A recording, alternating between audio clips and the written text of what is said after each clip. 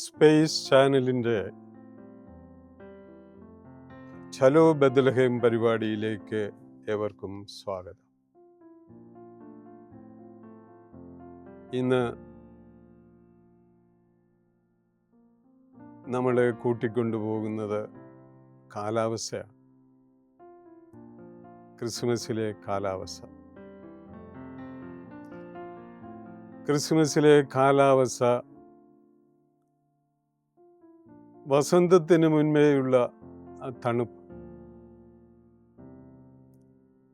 ഇതൊരു പ്രത്യാശയ്ക്ക് വേണ്ടിയുള്ള പ്രകൃതി തന്നെ പ്രകൃതിക്ക് വേണ്ടി സൃഷ്ടിക്കുന്ന പുതപ്പ്, മഞ്ഞണിയുന്ന കാലമാണ്.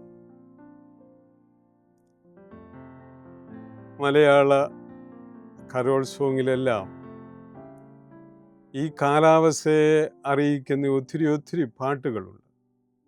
മരം കോച്ചുന്ന മഞ്ഞ്, അങ്ങനെ വിശേഷണങ്ങൾ ഈ കാലാവസ്ഥയ്ക്ക് ഒത്തിരിയുണ്ട്. ഈ കാലാവസ്ഥയിൽ ലോകത്തിൻ്റെ ഏതൊരു ഭാഗത്തും ഇച്ചിരിയെങ്കിലും തണുപ്പെത്താത്ത പ്രദേശങ്ങളില്ല. നമ്മുടെ കേരളത്തിലെ, മലയാള നാട്ടിലെ അവിടെയും എത്തും ഒരു ചെറിയ തണുപ്പ് പുലർകാലത്തിൽ.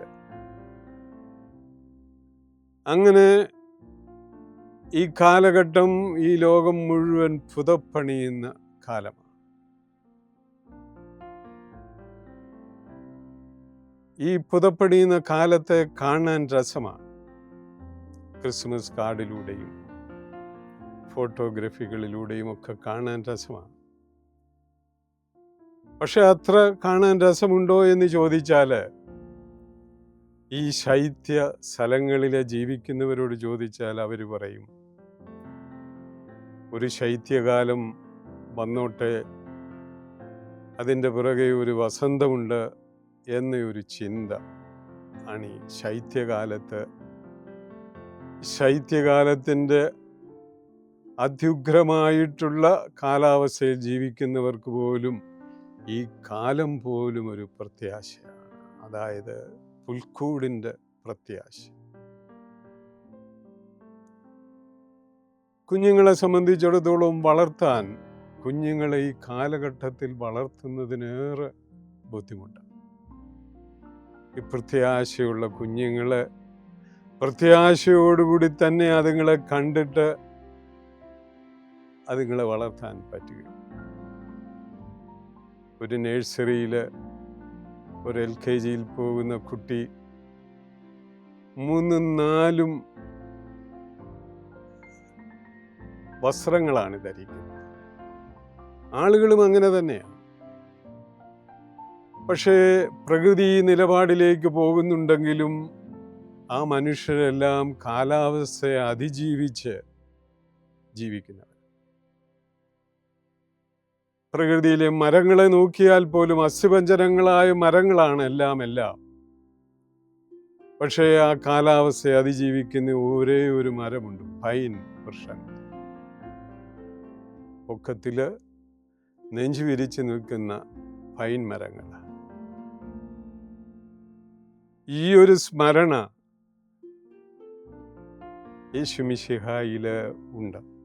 ഈ പ്രകൃതിയുടെ ഈ സ്മരണ, യേശുമിശിഹ ഒരു പൈൻ വൃക്ഷമായിട്ട് ഈ കാലാവസ്ഥയിലെല്ലാം അതിജീവിച്ച് മനുഷ്യർക്ക് പ്രതീക്ഷയും പ്രത്യാശയും നൽകിക്കൊണ്ട് പുൽത്തൊഴുത്തിലെ പൂർണ്ണമായ ശൈത്യത്തില് പിള്ളക്കച്ചകൾ മാത്രമുള്ള ഒരു കുഞ്ഞ് ശയിക്കുക. ആ ശൈത്യത്തിൻ്റെ നടുവിലാണ് 2 യാത്രകൾ. ഔസേപ്പിതാവും മാതാവും ബെത്ലഹേമിലേക്ക് വരുന്നു, തിരിച്ച് ഈജിപ്തിലേക്ക് പോകുന്നു. ഈ ശൈത്യത്തിൻ്റെ, ഈ കാലാവസ്ഥയുടെ ദുരൂഹതയുടെ കാലത്ത് യേശുമിശിഹ അതിനെയെല്ലാം വെല്ലുവിളിച്ചുകൊണ്ട് ഈ ലോകത്തിലെ മനുഷ്യർക്കെല്ലാം പ്രത്യാശ വെച്ച് വിളമ്പിക്കൊണ്ട് കഴിയുന്നു എന്നുള്ളതാണ് നമ്മളെ ഈ പ്രകൃതിയോട് ചേർന്ന് നിൽക്കുന്ന നമ്മളെ അത്ഭുതപ്പെടുത്തുന്ന സംഭവം. അതാണ്